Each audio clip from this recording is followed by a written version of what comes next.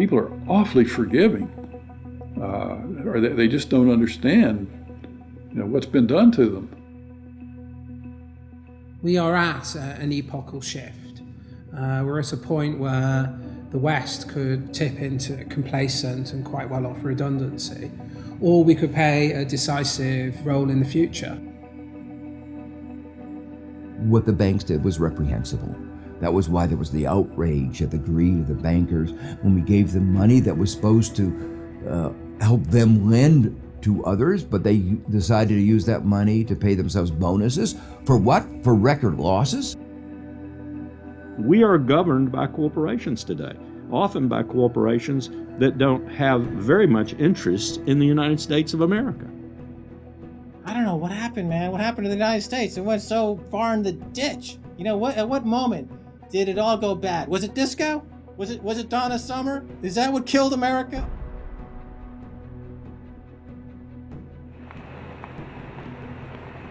We are entering the age of consequence.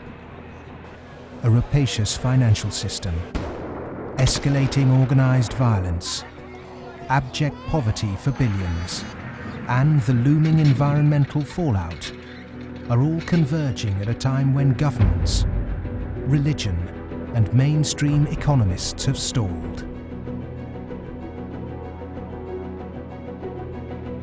War, conquest, famine, and death.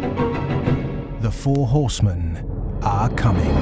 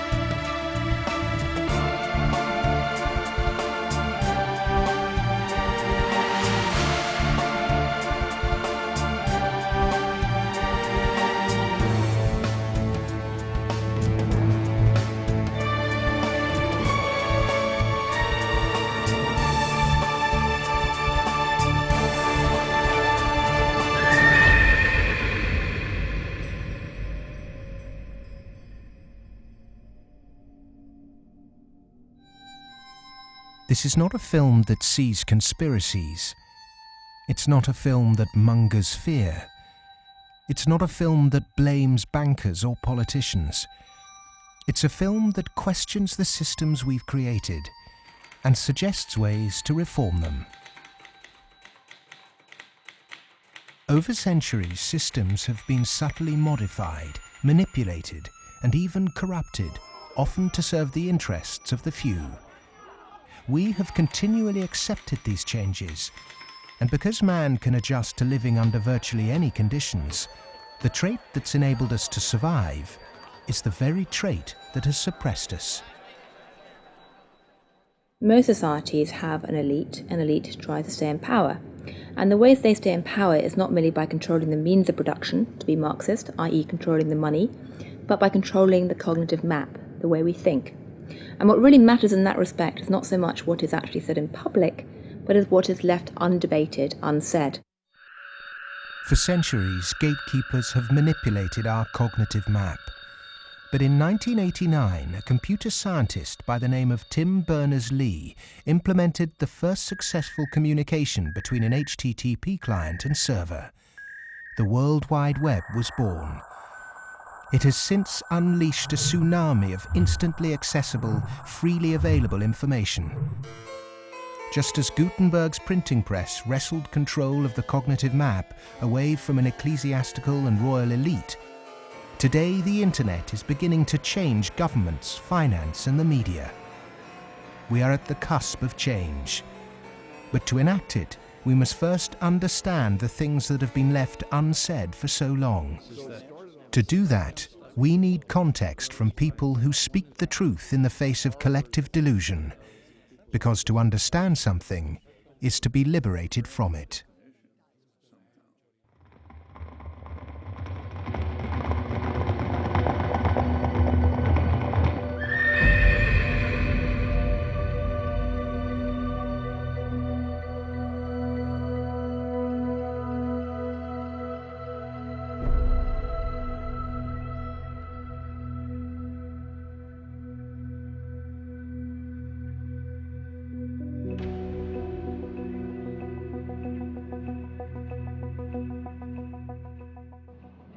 The end of World War II, we had 50% of the world's gross domestic product. We were making 54,000 airplanes a year, 7,000 ships, et cetera, and we were the new Rome. And we recognized it and devised a power management scheme in the 1947 National Security Act to, we thought, manage it, and it worked fairly well during the Cold War. But we haven't done anything since, and I think that's another sign of our inability to grasp the new world, if you will.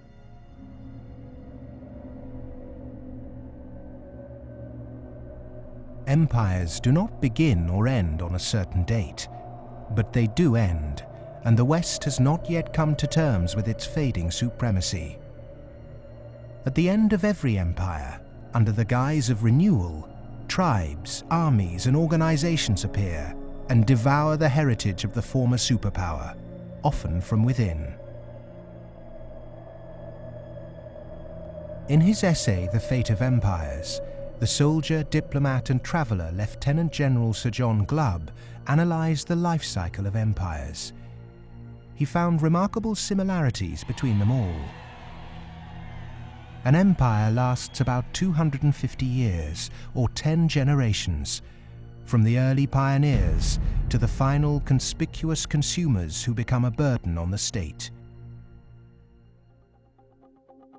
6 ages defined the lifespan of an empire. The age of pioneers, the age of conquests, the age of commerce, the age of affluence, the age of intellect, ending with bread and circuses in the age of decadence. There are common features to every age of decadence. An undisciplined, overextended military, the conspicuous display of wealth, a massive disparity between rich and poor, a desire to live off a bloated state, and an obsession with sex.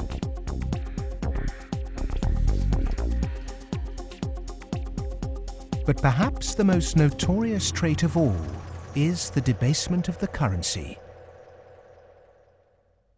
The United States and Great Britain both began on a gold or silver standard, long since abandoned. Rome was no different. So it started on a principle that was very sound, and it was on a silver standard.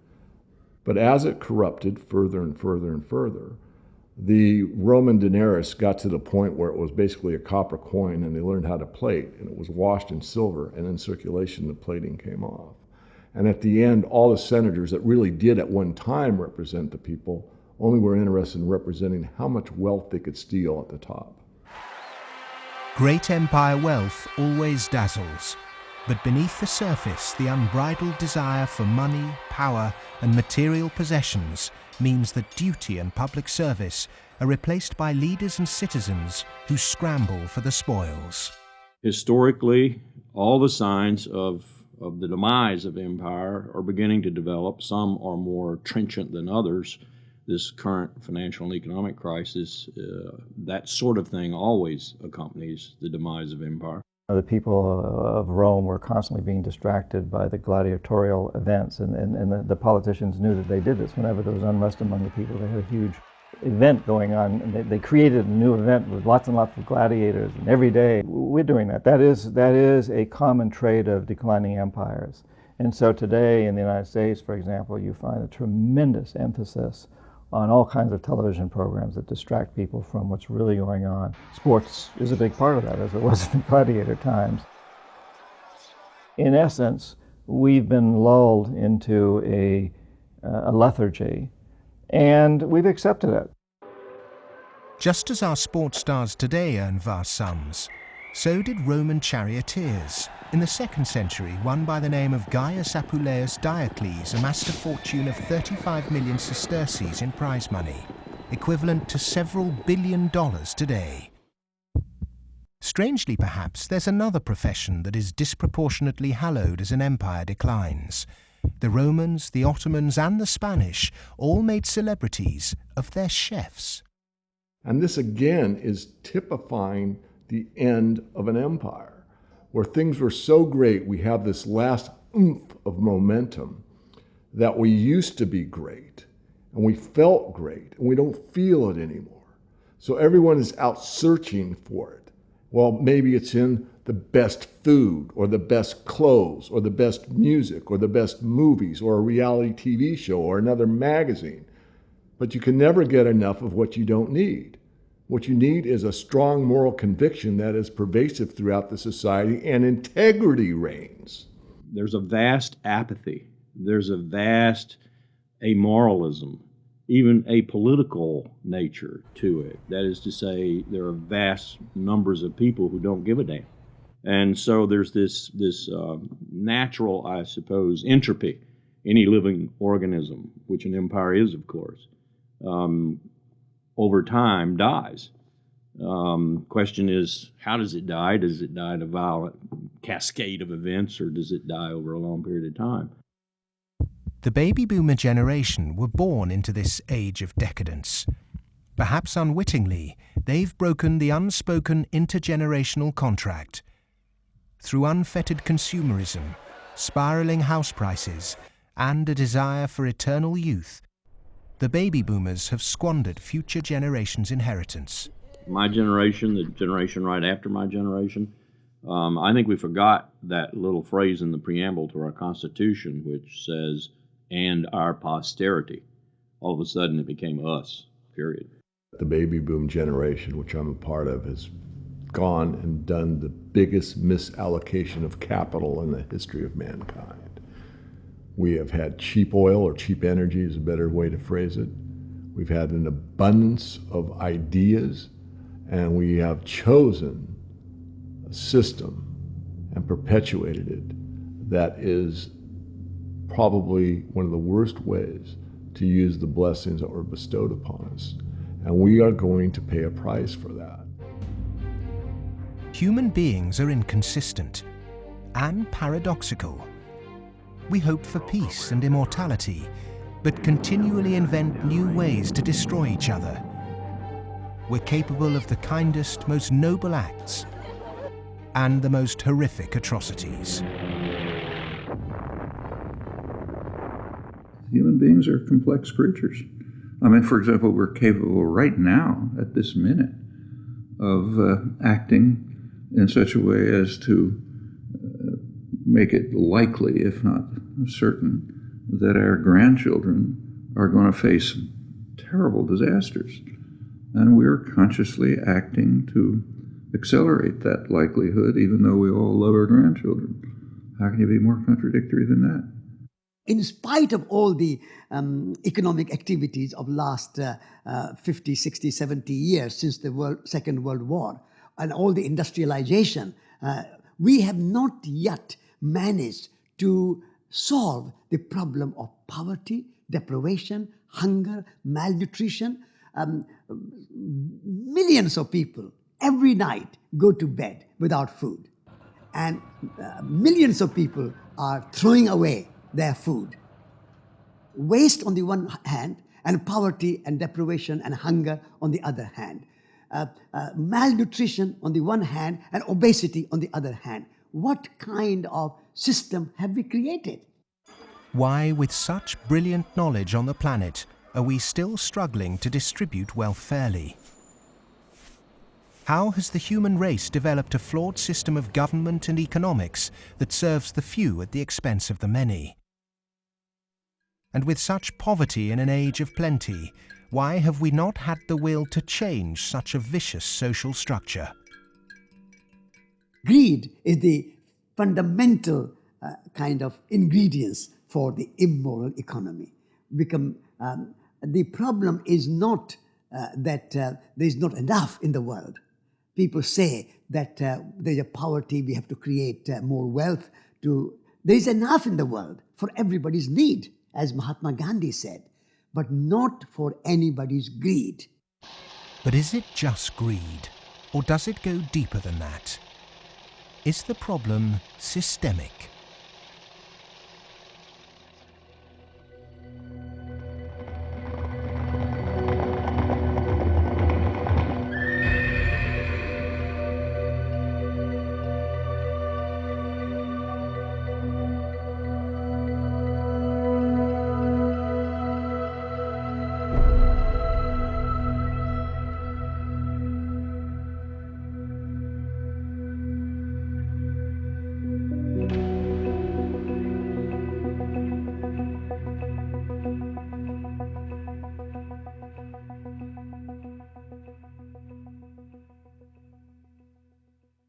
As a civilization, we've obviously had a great run.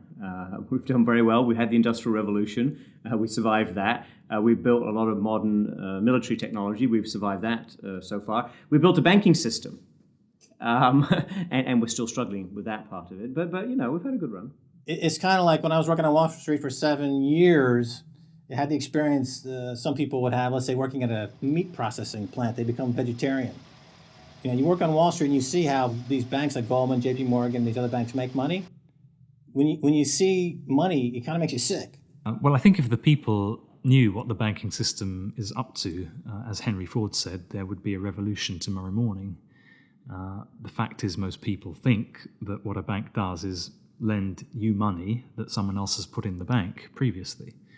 But what a bank actually does, what a commercial bank does, is to create money from nothing and then lend it to you at interest.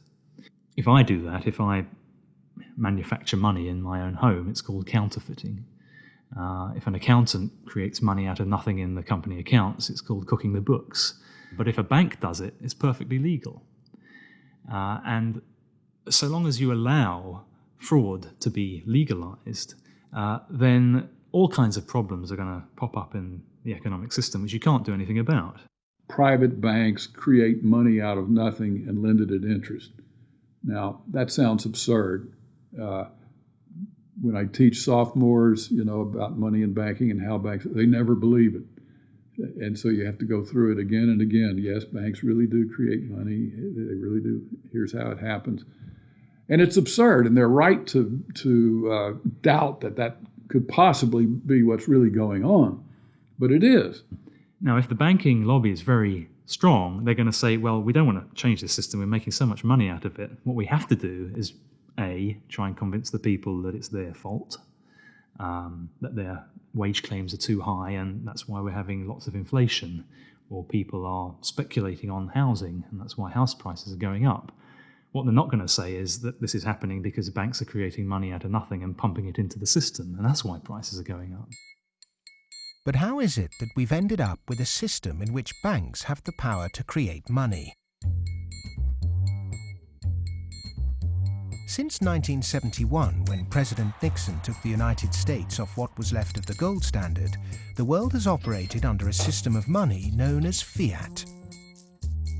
The dollar, the pound, the euro are all government fiat currencies. Fiat is a Latin word meaning let it be so.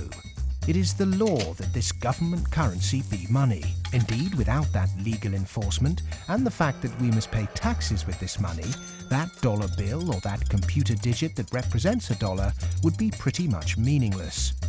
Only the government has the power to issue fiat money, but banks can create it through lending. Over the last 40 years, since this system of fiat money became the global norm, the supply of money has grown exponentially. In fact, we've seen the greatest growth in the supply of money in history. But who benefits?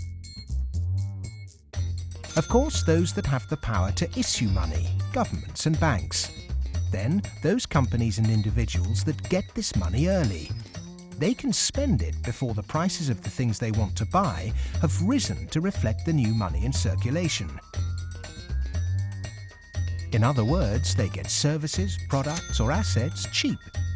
But prices soon rise, So holders of assets such as houses or shares will then see gains without there necessarily being any improvements to the company or house in question. Often this can lead to speculative bubbles. But what about those at the bottom of the pyramid? Those on fixed wages or incomes, those who live in remote areas, or those with savings? By the time this newly created money has filtered down to them, the prices of the things they want to buy have increased. Their savings buy them less, however, and their wages remain largely unchanged. In some cases, they have to take on debt just to be able to afford the things they were previously able to buy, which means they have to go back to the banks. In reality, this process of creating money only redistributes wealth from the bottom to the top of the pyramid, and thus that ever-increasing gulf between rich and poor gets bigger and bigger and bigger. Well, when you get off the gold standard and you go into a fiat money currency, combined with a fractional reserve banking system, you end up compounding debt faster than you can ever possibly produce to support that debt. So eventually you're going to find yourself back into debt slavery. And that's what's happened in the U.S. For every dollar of GDP, for example, in the U.S., it also creates something like $5.50 worth of debt. Because this is what happens when our economy flips over and basically capsizes. And of course, the government solution now to address all the problems is basically to create more debt. You can never get enough of a currency that doesn't work. You can print it till kingdom comes, but you can't print wealth, and you can't get yourself out of debt by making more debt. If you could print wealth, Zimbabwe would be the largest, most prosperous country on the planet. We all know it doesn't work. Of the money in the world today, 97% of it is debt. The French philosopher Voltaire once said, "All paper money eventually returns to its intrinsic value, zero." For 3 generations, the world watched the fight between capitalism and communism. But in the 1980s, the Russian economy started to collapse. The Soviet Union capitulated, and so-called capitalism reigned supreme.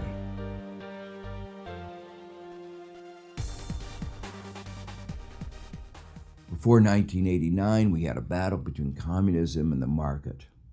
And in that battle, there was a sense of, let's not expose the flaws in the market economy. This is too important of a battle that you don't criticize our team while we're fighting their team.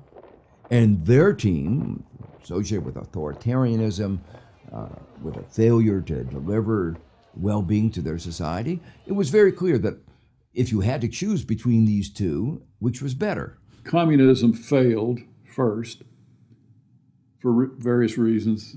I think it was inefficient, human rights, lack of respect, so forth.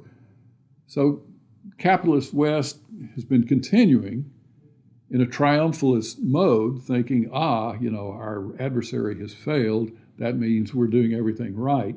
Both systems are trying to do something which is fundamentally impossible, grow forever. And they're both going to fail. One failed first. Capitalism's going to fail later, or it's failing now.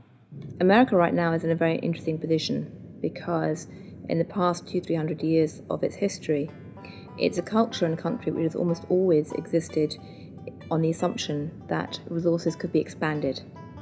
If there was a problem, you always try to deal with it by expanding the pie. Go west, young man. Make the pie bigger so that everyone's got a bigger piece.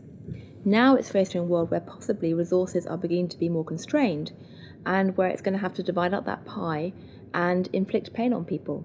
And that's something which it is not well prepared for.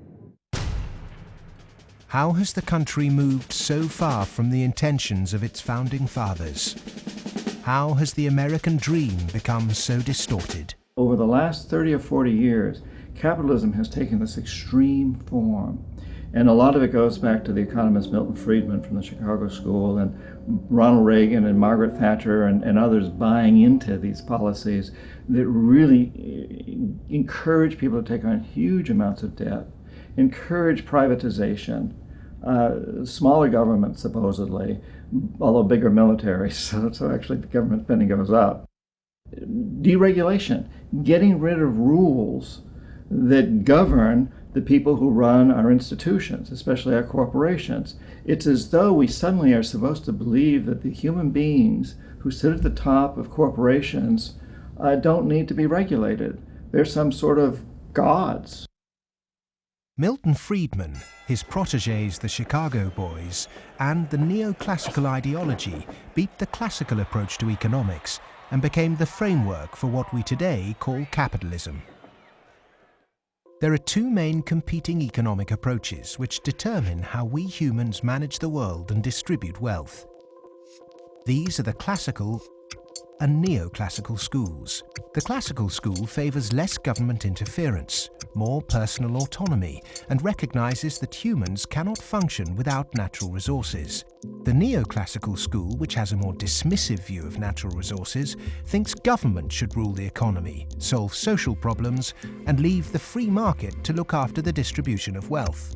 The neoclassical school emerged around 100 years ago due to vested interests' desire to protect their assets. This meant that neoclassical mathematical models and assumptions were divorced from reality. They're based on what ought to be, instead of the classical models which are based on what actually is.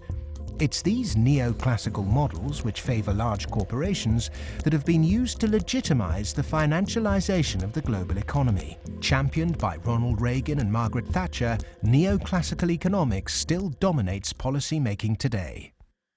The Reagan Revolution, as we call it in the United States, obviously the Reagan-Thatcher Revolution, if you think about it more globally, was a big change in power structure and a big transfer of opportunity and wealth.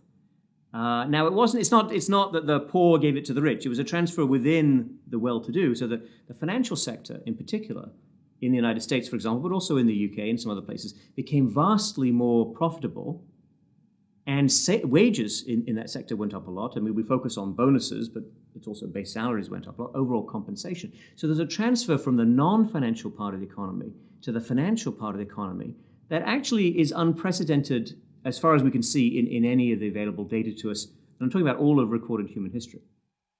In 1932, in the aftermath of America's great stock market crash, a piece of legislation was passed to protect society.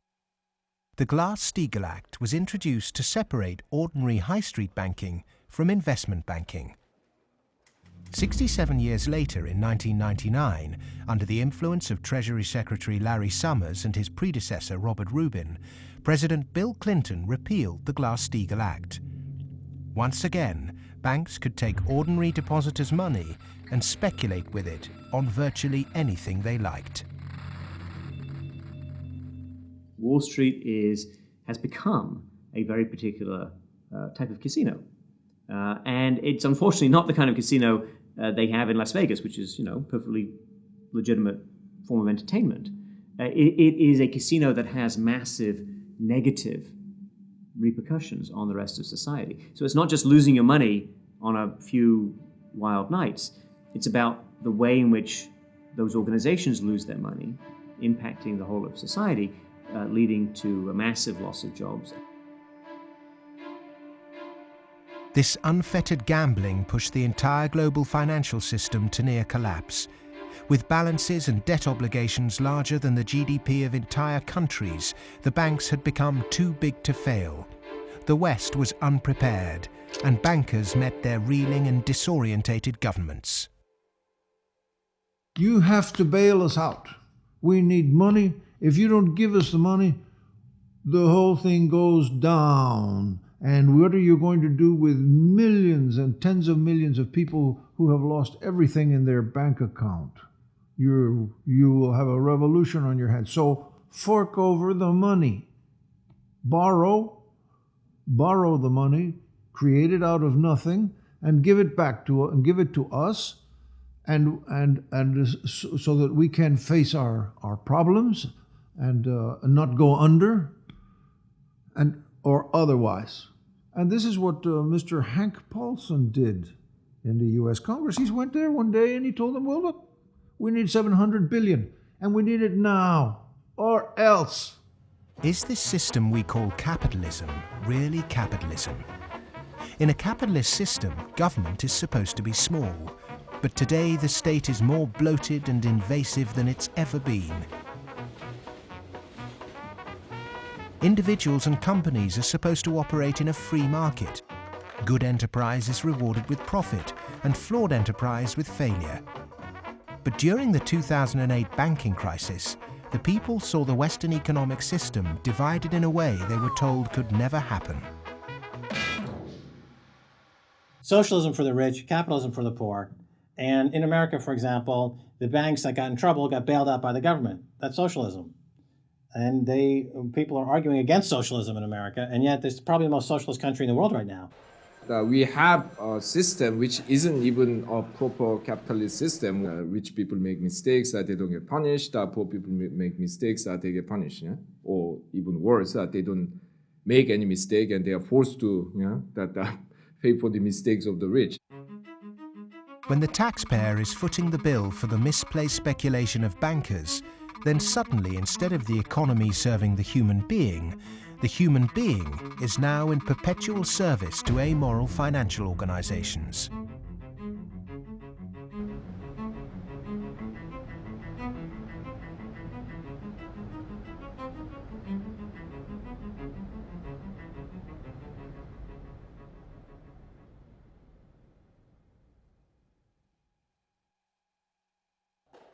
It was the head of the Federal Reserve Bank, Alan Greenspan, who after 9/11 slashed interest rates to encourage lending. Bankers needed new participants to keep cash flowing into a system that had become a global pyramid scheme. All this newly created money entered the housing market and created unprecedented inflation. House prices rose and rose. New mothers were forced back into the workplace to service huge home loans, and the Anglo-American dream became all about land speculation. The housing market in the West isn't about ownership. The housing market in the West, because it's the only way ordinary people can get ahead, and ordinary people can't get ahead but by wages.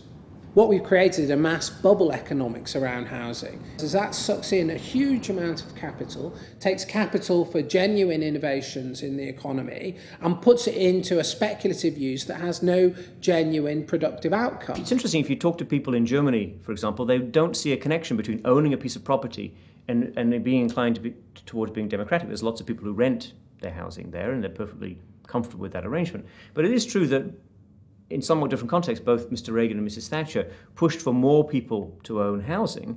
And actually, this is part of the problem, because if you push people to buy housing before they're ready, and if you push very dubious loans on them, and they don't understand what they get themselves into, you can have huge adverse repercussions, exactly what led to, in part, the subprime housing crisis in the United States.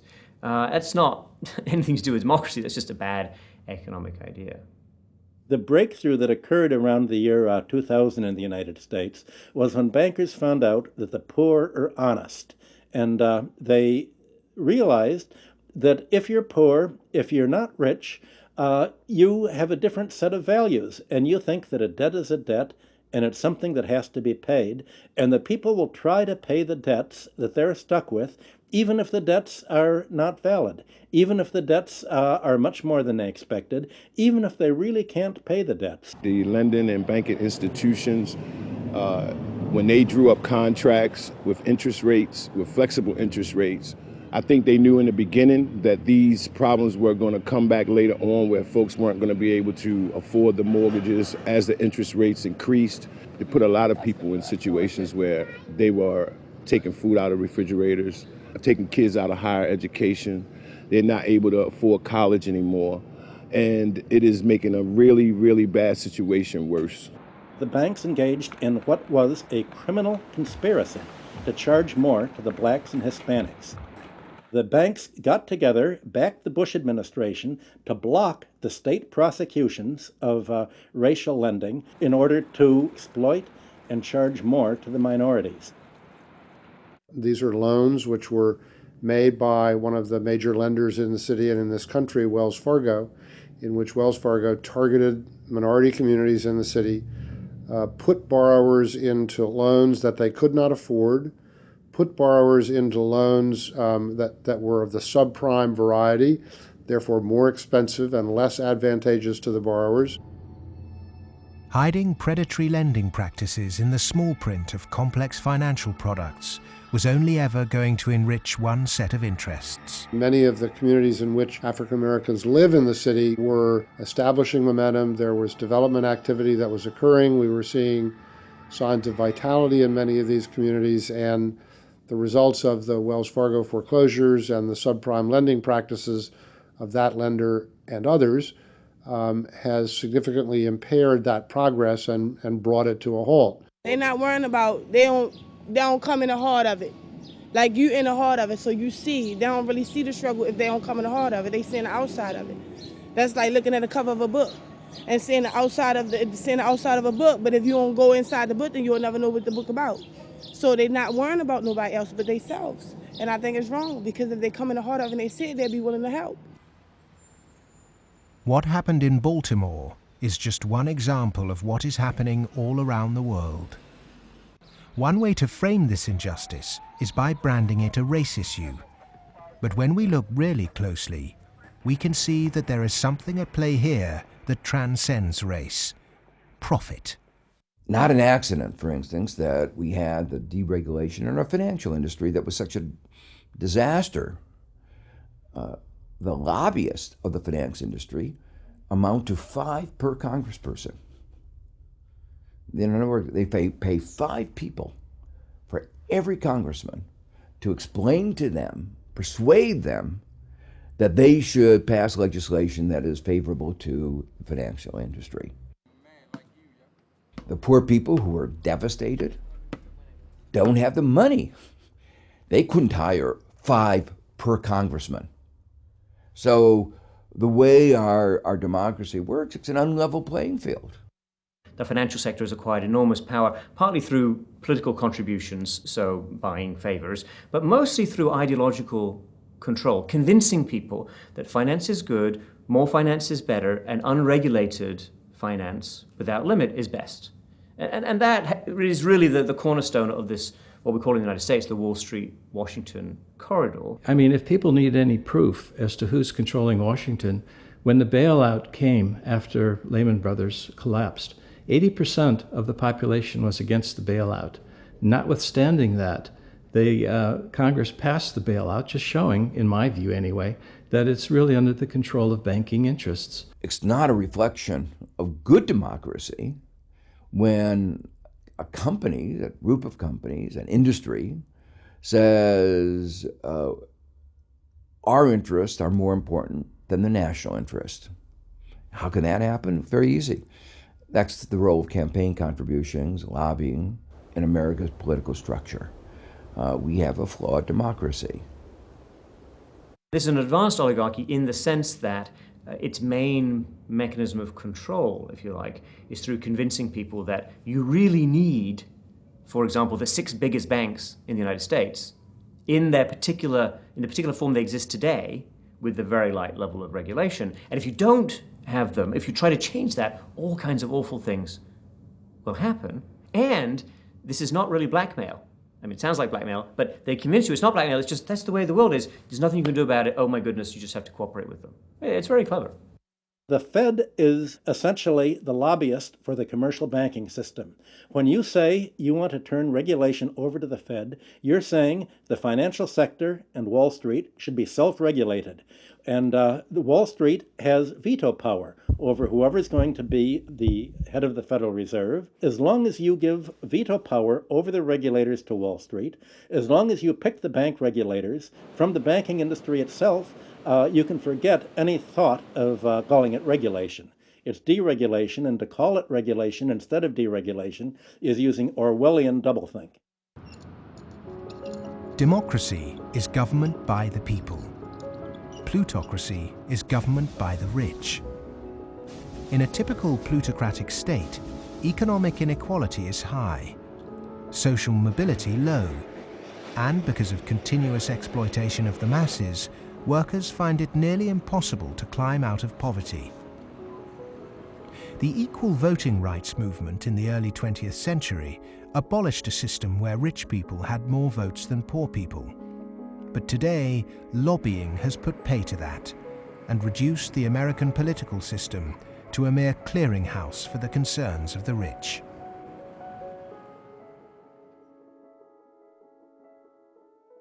The Goldman Sachs machine is one of using profits to buy influence in Washington, to change laws, to make it easier to make money on Wall Street, to be used to buy influence in Washington. So it's a self-reinforcing malfeasance machine that is continuing to grow as a parasite in the economy and continuing to kill the host. Famous for claiming it did God's work, Goldman Sachs is one of the most influential investment banks in the world.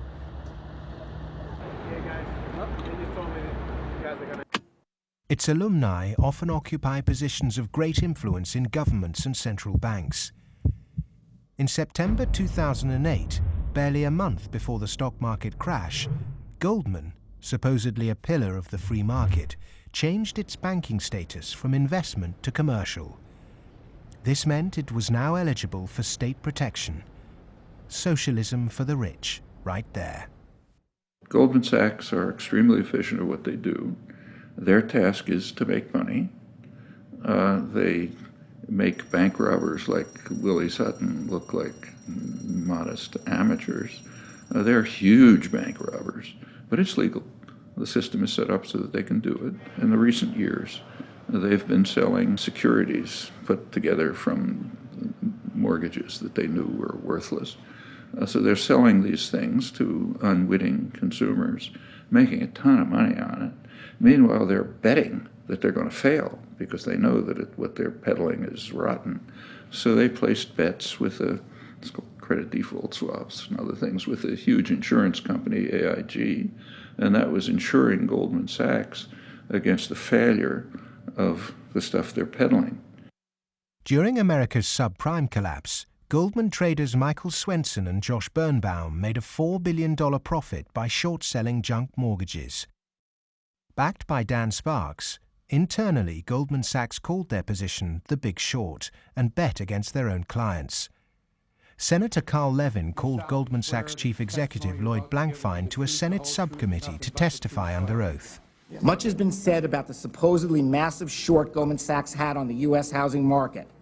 The fact is, we were not consistently or significantly net short the market in residential mortgage-related products in 2007 and 2008.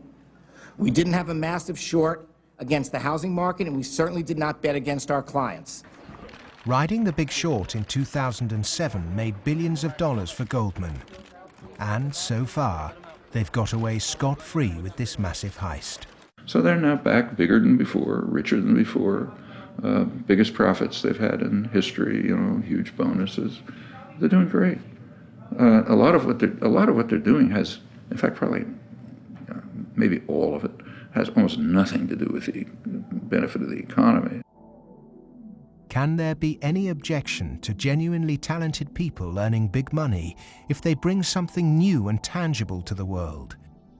If they take great personal risks with their own money and actually bring greater prosperity for all? In a free market, if I have a brilliant idea that I can run an automobile on grass clippings, as an example, and I produce that car, my motivation might be to make money. But if the market says, my goodness, this is the greatest automobile ever invented by mankind, and I make $1 billion, I've not only served myself, but I have served everyone else that needs transportation. And that is the brilliance of a free market, is that paradox that you can serve yourself and simultaneously serve others. And that's what it's all about. But how many of the general public have achieved greater prosperity through a banker's bonus?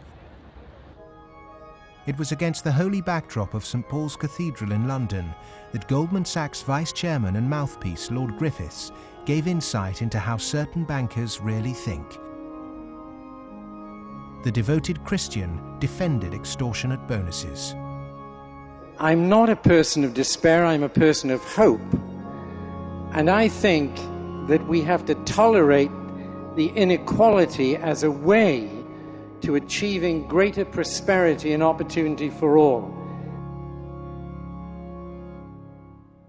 The fundamental Christian view, and I would say of Islam as well, and certainly of Judaism, is that wealth is to be shared. money has to be shared. You can't take it with you. And from that develops a whole lot of stuff about justice and the economy and so on. And we've lost that, and instead we've got people accumulating more and more. And I just think it's disgusting that people have lost their homes, they lost their jobs, they can't pay their mortgages from bankers who made a big mistake and then paid enormous bonuses. I'm sorry, that is simply wrong. And I can't understand why we are not more vociferous about that. When rich people tell you that they specifically have to be rich through these egregious rip-off mechanisms, that's just self-serving propaganda and it should be disregarded. It is true that when you organize human society, some people get ahead and some people struggle. That's a natural mechanism. But saying, oh, we've got to have inequality, therefore Goldman Sachs must be organized along the following lines, that's a complete non sequitur. At what juncture, at what point does morality enter into the economic calculus? In a way, many people think that Adam Smith gave us a free pass, a way not to think about morality. Because what Adam Smith said was that individuals in the pursuit of their self-interest are led as if by an invisible hand to the general well-being of society. Now let me make it clear, Adam Smith didn't really say that. That is to say, Adam Smith was very much aware that businesses, when they got together, conspired against the public interest, raised prices. He was aware of monopoly. He was aware of the importance of education that the private sector couldn't provide. So he himself was aware of all the limitations, but his latter-day descendants have forgotten all those caveats. Adam Smith was the godfather of classical economics, but since its publication, his work has been used as a political football, financiers twisting his words to suit them. Lord Griffiths advocates ruthless individualism to push this idea that if bankers get rich, then we get rich too, through a process known as trickle-down economics, or horse and sparrow theory. If you feed the horse enough oats, some will pass through to the road for the sparrows. The idea is that extreme wealth concentrated on a small minority will eventually trickle down to everyone else. But it doesn't work. Because by the time the money reaches the people at the bottom of our money pyramid, it's lost its purchasing power.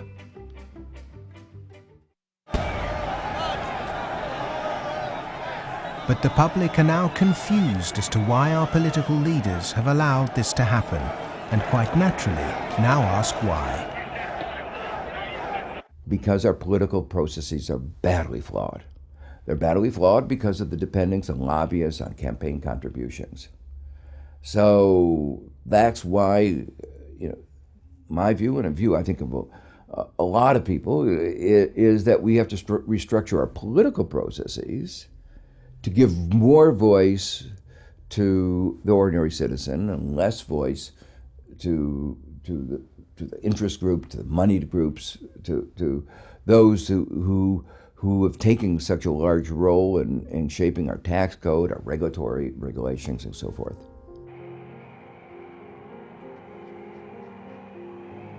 I stood on the front step of Colin Powell's house, and I look at him and say, "What next, boss?"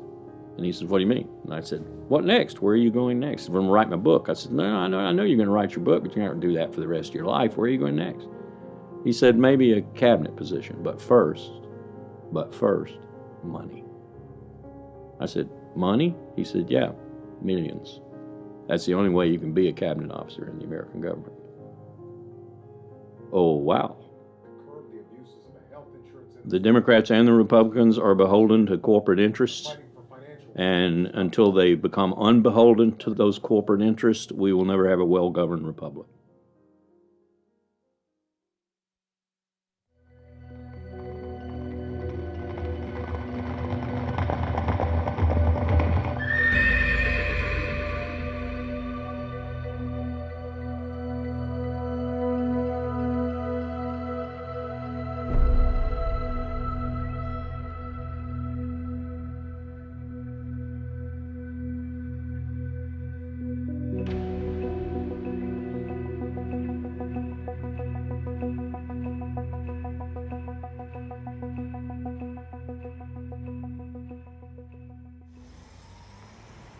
The inherent iniquity in our system of money, banking and politics has not just had consequences domestically, but also on a massive scale globally.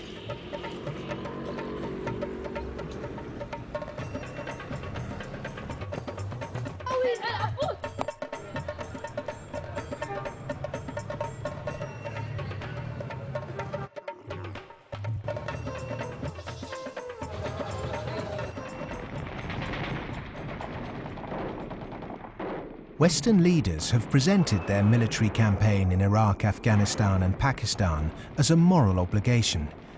But are there other reasons for it? The first financial beneficiary of America's foreign policy is the military. In particular, those who supply it with arms and equipment. The military has won wars, but how successful has it been in its bigger aim to eradicate terrorism? The drone attacks not only failed, but they've created extra extremism. They've helped in radicalization of youth in the northwest frontier and also in certain parts of Punjab and Pakistan. And because time after time, and sometimes, there's a feeling that America does this deliberately to destabilize Pakistan. I'm not so sure about that, but I certainly think those people who actually support this policy, every time you kill 10, the so-called terrorists, you create 500 more because they see the drone attacks as an attack on a sovereign state of Pakistan. If they really wanted to flush them out, there was no need for a huge military operation in Swat, causing the entire district to become internally displaced persons. The population of Swat is 1.8 million. There are 2.3 million refugees in the country. The whole district has been emptied. This wouldn't have been necessary if they had carried out a surgical commando operation to get the militant leaders. But they allowed them to escape, all of them. After the military, the next financial beneficiary are those who win the contracts to conduct the rebuilding process. In the West, people might even feel optimistic when they hear that the US is pumping tens of billions of newly created dollars into developing nations to build infrastructure. But often this too doesn't seem to achieve the publicized goals. Is there another reason we give these countries aid? We economic hitmen have created the world's first truly global empire, and we've done it primarily without the military. We work many different ways, but perhaps the most common is that we'll take a third world country that has resources our corporations covet, like oil, and then arrange a huge loan to that country from the World Bank or one of its sister organizations. However, the money never actually goes to the country. Instead, it goes to our own corporations to build infrastructure projects in that country, power plants, highways, industrial parks, things that benefit a few wealthy families in that country as well as our corporations, but don't help the majority of the people at all. They're too poor to buy electricity or drive cars on the highways. They don't have the skills to get jobs in industrial parks, but they're left holding a huge debt. Infrastructure which has used heavy loans from the World Bank and IMF and made from grants from Western countries, they've all gone into benefiting the elite and the feudal classes. They have not benefited the people.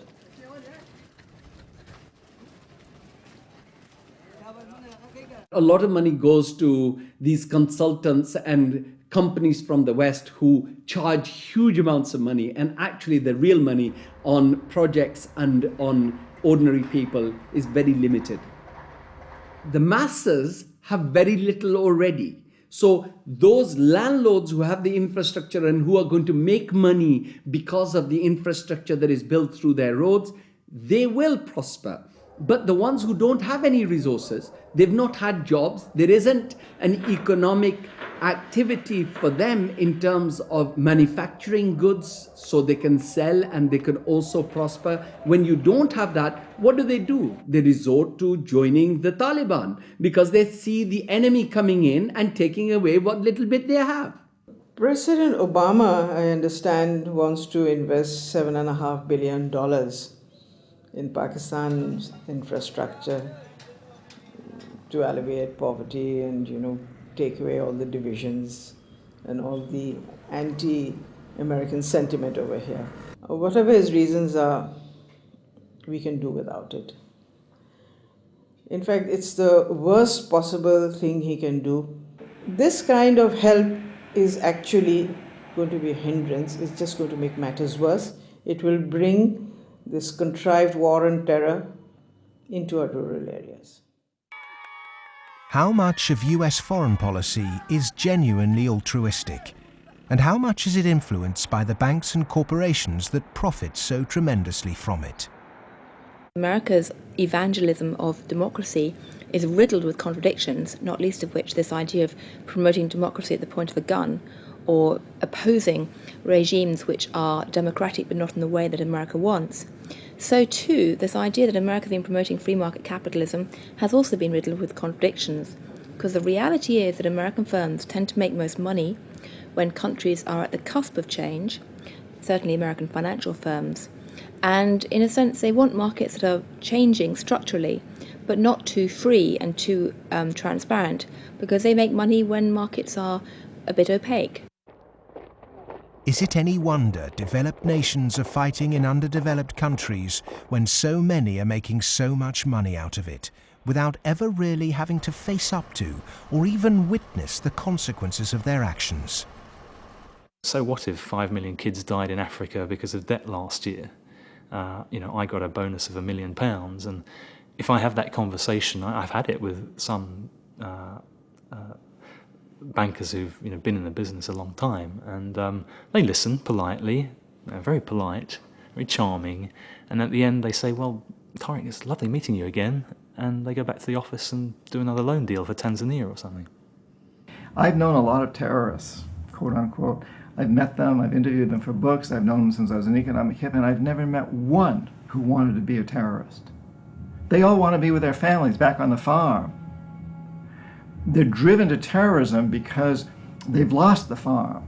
It's been inundated with water from a hydroelectric project or with oil from oil derricks. Their farm's been destroyed. They can't make a living for their kids. Or in the case of the Somali pirates, their fishing waters have been destroyed. And that's why they've turned to this. It isn't because they want to be pirates or terrorists. Now, there may be a few crazy people. There are a few crazy people with their nuts loose. There'll always be serial killers. There'll always be crazy people. Maybe Osama bin Laden's one of them. But they do not get a following unless there's a terrible injustice going on. And people are starving and they're deprived. And then they will follow these crazy people because they seem to offer an alternative. If we want to do away with terrorism, if we want to have what we in the United States call homeland security, we've got to recognize that the whole planet is our homeland. What does the word terrorist actually mean? Many terrorists would sooner describe themselves as freedom fighters. Could it be that the charge of terrorism could just as easily be made against Western corporations, speculators, and policymakers? When we talk about terrorism, it means what they do to us, not what we do to them. And what they do to us can be pretty ugly, although it's not even a fraction of what we do to them. I mean, take, say, 9/11. That was a pretty serious act of terrorism, maybe the worst single act of terrorism in history. But it could have been worse. I mean, suppose, for example, that Al-Qaeda had bombed Washington, bombed the White House. It killed the president, installed a harsh military dictatorship, brought in a bunch of economists who drove the economy into its worst disaster in history. Well, that would have been worse than 9/11. And I'm not making it up. It happened. What's called the first 9/11 in South America, namely in Chile. On the 11th of September 1973, the democratically elected Chilean president Salvador Allende was overthrown in a coup. A dictatorship under Augusto Pinochet was established that ruled Chile until 1990. There was the systematic suppression of all political dissidents. Thousands were imprisoned and murdered. Who was involved in that first 9/11? It's not hard to find them. Right in Washington and London and so on. But that's off the agenda. That doesn't count. There's a principle of ideology that we must never look at our own crimes. We should, on the other hand, exult in the crimes of others and in our own nobility in opposing them. The root causes of so-called terrorism will not be solved by increasing economic inequality. If governments really are serious about combating terrorism, then they must start with real structural reform back home. As long as banking empires chase infrastructure and debt deals in pursuit of profit, the West will continue to export injustice through finance. Millions more will be displaced, terrorism will thrive, and neo-colonialism will continue to end more and more lives around the world.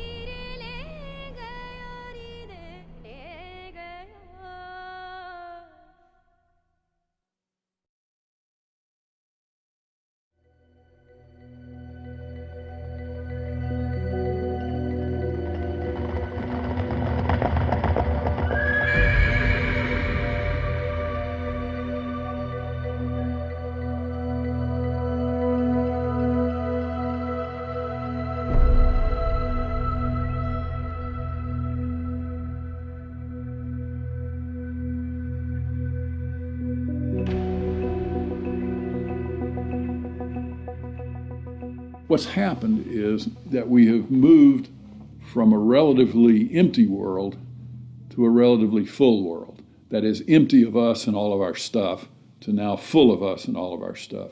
In my lifetime, the world population has tripled. And the populations of other things, of cars, houses, boats, all these other things that put a load on the environment too, just like human bodies, those have vastly more than tripled. So the world is very, very full of what we might call man-made capital. And it's becoming more and more empty of what used to be there, what we might call natural capital. We are the first generation, we in the rich developed world are the first generation to have got to the end of the real benefits of economic growth. For hundreds of years, the best way of raising the real quality of human life has been to raise material living standards. And that's what's driven the huge rises in life expectancy and increases in happiness and other measures of well-being. But all those have now come detached from economic growth. And although life expectancy continues to rise in the rich world, it's no longer related to the amount of economic growth a country has at all. And the same is true of measures of happiness and measures of well-being. The paradox is the more we grow, the more poverty we create. Our self-interested economic system seems to be continually missing a trick.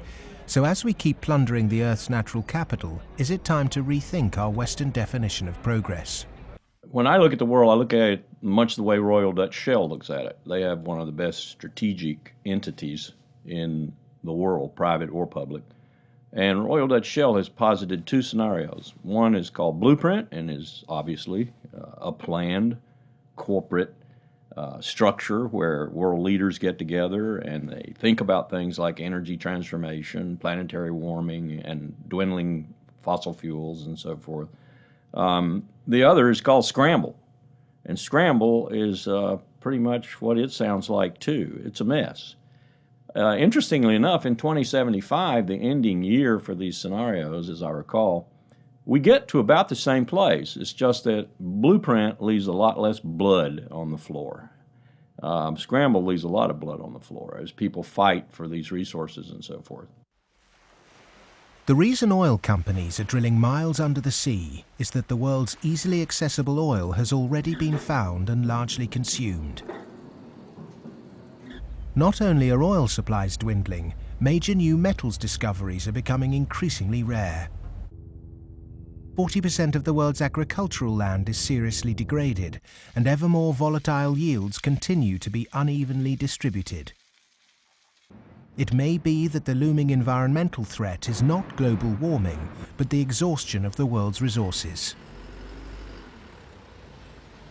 We're going to have struggles for finding land sufficient to grow the agricultural products for what the United Nations says is going to be a 9 billion Earth population. We're going to struggle over non-renewable fossil fuels as they run out. I think Shell posits about 2075 they'll be gone. And we're going to struggle over things like water and other precious resources that are necessary to our life and to our economy. And this could be, as Shell says, a blueprint affair with world leaders working together to share and share alike. Or it could be a real mess, and Shell, incidentally, bets on the mess. Just like the baby boomers' failure to look to the next generation, our outdated competitive mentality for a world of depleted resources could have devastating consequences. Our economic setup encourages one-upmanship, competition and comparison, whereas the progress humans have made over millennia has been largely based on cooperation. In any species, in almost any animal, there is always the potential for huge conflict, because with any species, all members of that species have the same needs. So they might fight each other for food and shelter and nest sites and territory and sexual partners, all that kind of thing. But human beings have always had the other possibility. We have the possibility to be the best source of support and love and assistance and cooperation, much more so than any other animal. And so other people can be the best or the worst. You can be my worst rival or my best source of support. In a progressive society, to meet our common economic, social and cultural needs, we must move from globalization to localization. The benefits of a communal sense of fellowship, responsibility and purpose in a life driven by production, not consumption, would lead to happiness and satisfaction. Indeed, we must ask, have our modern consumerist lifestyles made us happy? I think if one had been living in the 19th century and somebody had told you that 100 years later people were going to be living in this extraordinary wealth and comfort, with central heating and being able to throw away such a high proportion of our food as we do, we'd imagine that we'd be living in a state of extraordinary social harmony and everything would be rosy. And it's really quite remarkable, the contrast between, if you like, the material success of our societies and the social failure. The growth economy demands that we make consumption a way of life. He who dies with the most toys became the ambition, and retail replaced spiritual satisfaction. Unsurprisingly, sales of antidepressants skyrocketed.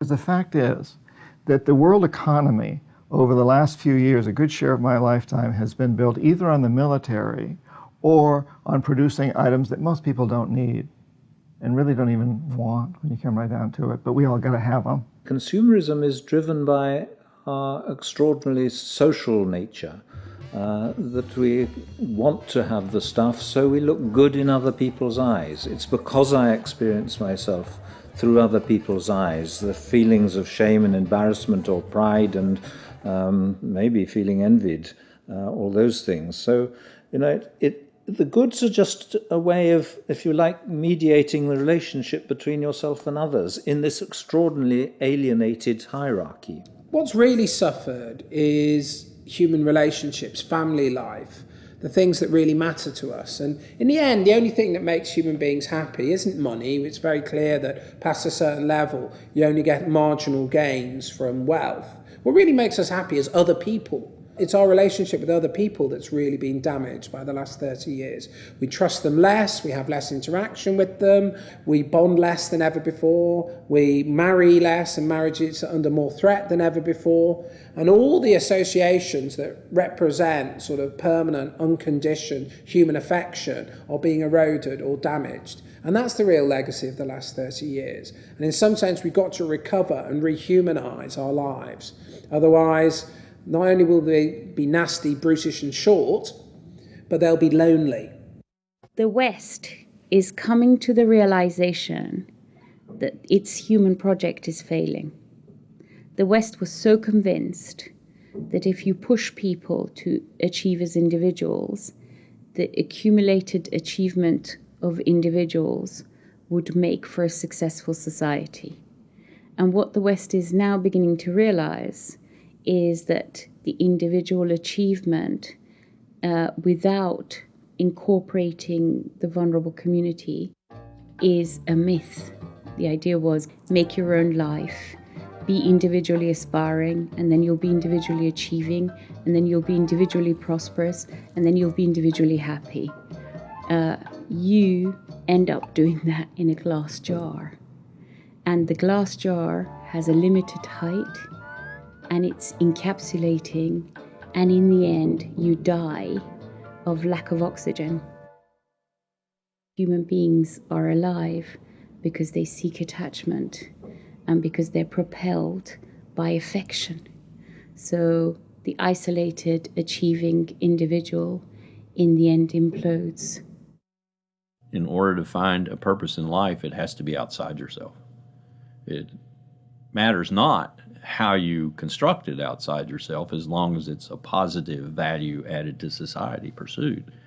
But it has to be outside yourself. It can't be yourself. If you're pursuing yourself, you're pursuing the abyss, as Nietzsche said. You are going to wind up in the abyss.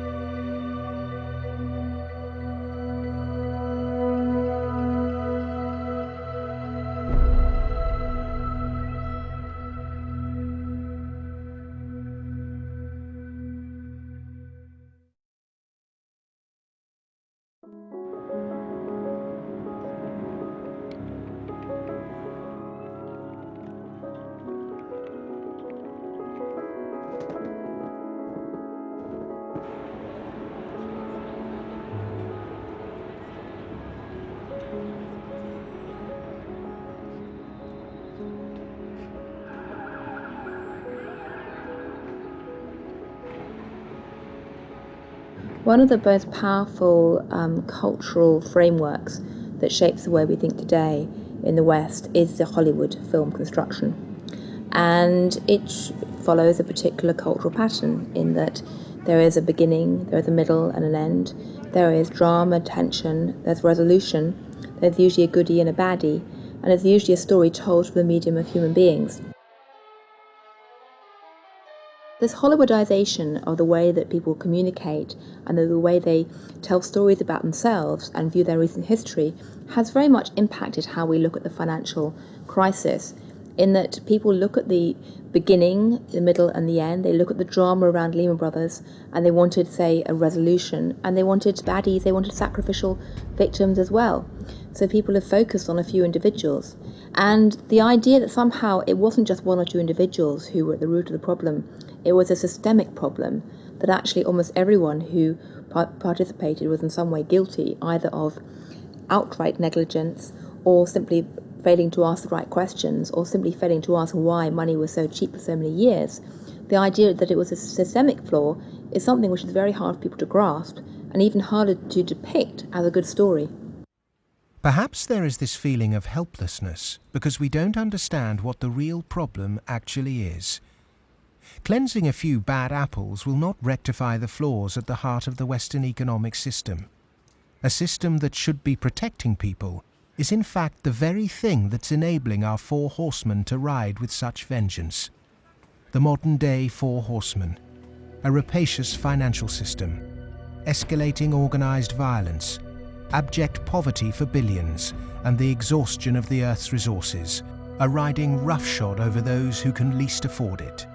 They gallop unchallenged because the cognitive map that's been put in place by our schools, universities, and our media does not encourage us to question accepted norms. Instead, there is apathy.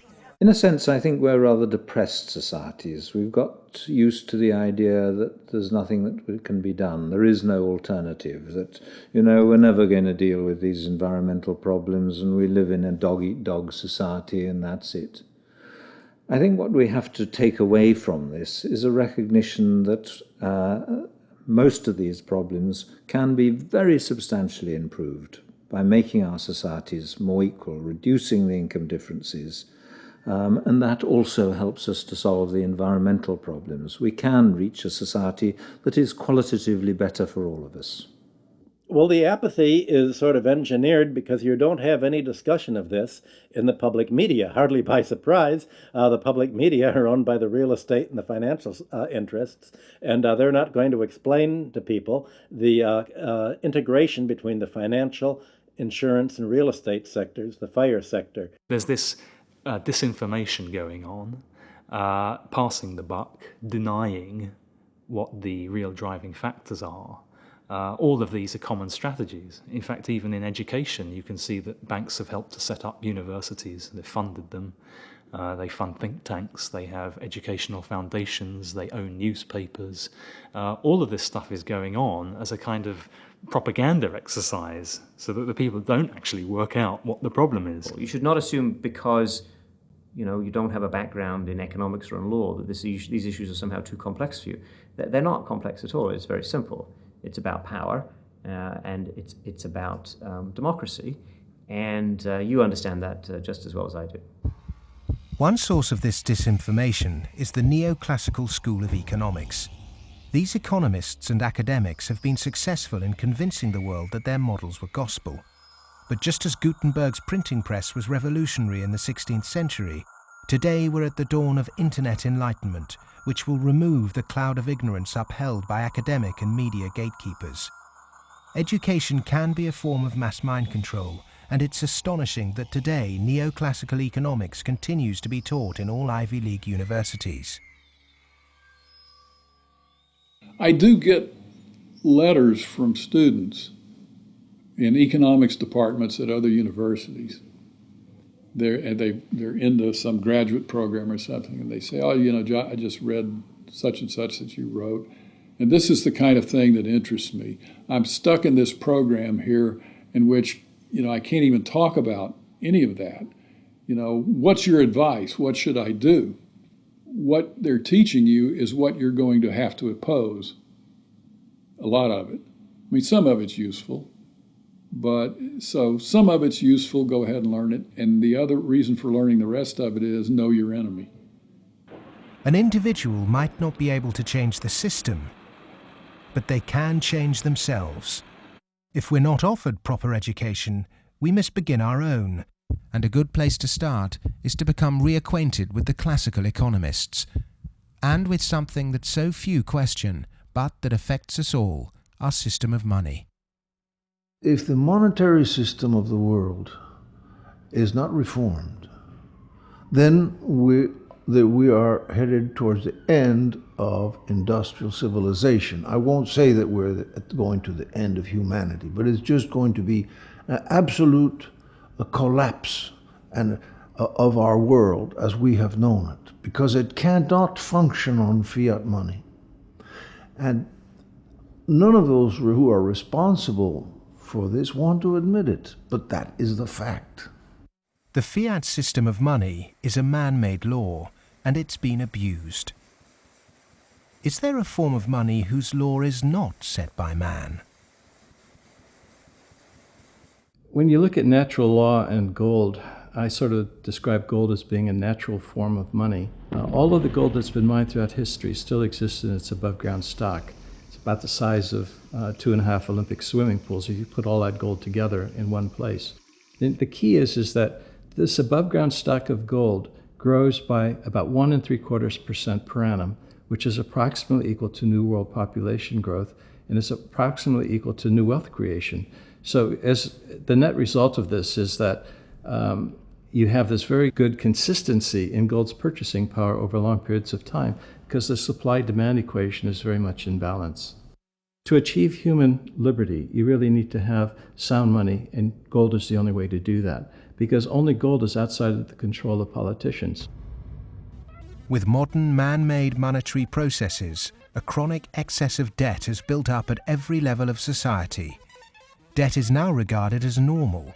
It isn't. It's a form of slavery. But how much do we question our debt? And what should we now do about it?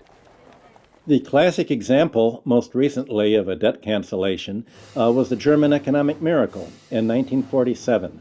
The Allies canceled all domestic and international German debts, except for the debts that employers owed their employees for the previous few weeks, and except for a basic working balance that everybody was able to keep in the bank in order to buy food for the next few weeks or so. Essentially, you would follow the 5 or 6 pages that the currency reform of 1947 did in Germany. You would start with a clean slate. That means that everybody would own their property free and clear. And the problem here is that you'd wipe off the savings that are the counterparts of that. That actually would not be such a bad thing if you look at the fact that the wealthiest 1% of Americans have concentrated an enormous amount of wealth in their own hands, more than at any earlier time since statistics have been kept. Our system of taxation also needs addressing. Currently, we're taxed on what we produce. Perhaps it would be more progressive to tax what we consume. How many American people realize that the Founding Fathers never intended Americans to be taxed on their labor? In other words, they weren't meant to pay income tax. The tax system that was exported from Britain, a relic of colonialism, has duped the world. The most important element of a tax system is to do what everybody expected to be done in the 19th century, and that is to base the tax system on land taxation, on the free lunch of land value, and on what John Stuart Mill called the unearned increment, the income that landlords made in their sleep, as he put it. Who made oil in the ground, coal or iron ore? These are things which are not the products of human effort. Of course, extracting them is, but their existence is not. And so the rents from natural resources are a wonderful source of taxation. Nobody made them, and when you do tax them, you cause all of us to use them more efficiently. So this seems like really the excellent thing to tax, rather than labor and capital. If the governments used this land site value that's supplied by nature, not by human labor, not by personal enterprise, then the government would not have to tax wages in the form of income tax. It wouldn't have to imply sales tax that add to the price of doing business, and it wouldn't have to add the proliferation of business taxes. This tax system, advocated by all the classical economists, would begin to address global poverty, as it would allow citizens in developing countries to keep their resource wealth. In developed countries, it would begin to address our housing and debt crisis and unleash the kind of entrepreneurship needed to refloat our economies. Perhaps we should also resurrect another timeless principle for workers that was promoted during the Industrial Revolution. Well, the idea that people who work in a plant ought to own it is just deeply built into working class culture. So right around here at the early Industrial Revolution in the late 19th century, working people simply took for granted that, yes, of course, the workers should own the mills in which they work. Anything else is an attack on our fundamental rights as free citizens. They also took for granted that wage labor is hardly different from slavery. It's different only because it's temporary, and then you can be free. One of the ways you can be free is by owning your own plants. That was not an exotic view. That was Abraham Lincoln's view. In fact, it was a principle of the Republican Party in the late 19th century. It's taken a lot of effort to drive those ideas out of people's heads, but they're still there, and they are very relevant. It was the Greek philosopher Plato who said the ratio of earnings between highest and lowest paid employee in any organization should be no more than 6 to 1. In 1923, banker J.P. Morgan declared no more than 20 to 1 was optimum. Yet today's salary difference between top and bottom earners in global corporations can be higher than 500 or 1,000 to 1. When you're up in the range of 500 to 1 inequality, the rich and the poor become almost different species, no longer members of the same community. commonality of interest is lost. And so it's difficult to form community and to have good, friendly relationships across class differences that are that large. When the public do vent their outrage at inappropriate earnings, the common defence is to move the debate to the psychological realm and quote mercurial British economist Herbert Spencer. He coined the phrase survival of the fittest, and his words are now used to justify excess. Competition in business is a good thing, but the playing field must be level. Monopolists have too much because the system they game is rigged. Under the current economic setup, the fitness of the vast majority of the world's population is irrelevant. Those that are made to pay for this crisis are not those that caused it. But those who caused it, for survival, will no doubt try to marginalize this film as socialist or even Marxist. I'm a capitalist. I'm a business person. I believe in the basic principles. That's why I'm completely appalled by seeing these principles destroyed by monarchs, monopolists, who have totally destroyed the system from within on Wall Street. And this is completely unacceptable. I'm a capitalist. I think capitalism can do it. It's not a question of getting rid of capitalism. It's a question of getting rid of this terrible form of capitalism. Capitalism, more broadly understood as market economy, not only has a future, I can't see the future of the world without it. But the question is, what kind of capitalism? What kind of market economy? A system of reformed capitalism built on independent money, a tax system based on consumption, not income, and employee-owned businesses would begin to build an economy that's not dependent on constant growth to service its debt.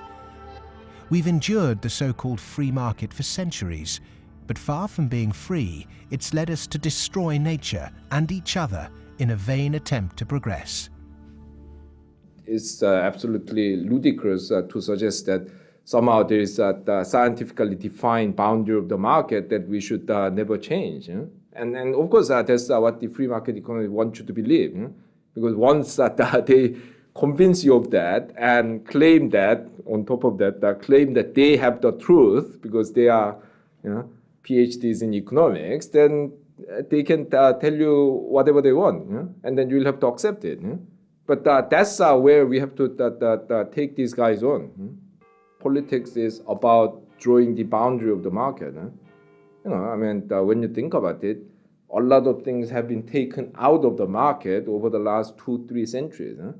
2-3 centuries ago, you could buy and sell human beings, child labor, a lot of things that you wouldn't imagine you could buy and sell today. So, over time, we have redrawn this boundary, and there's nothing wrong with redrawing the boundary again. Things that were considered absolutely reasonable in the 1850s, like selling any chemical on a street corner and telling you that it's a pharmaceutical drug that will be good for you, things like that were absolutely commonplace then, are now serious criminal offences. Well, the same thing will be true of active money management in 100 years.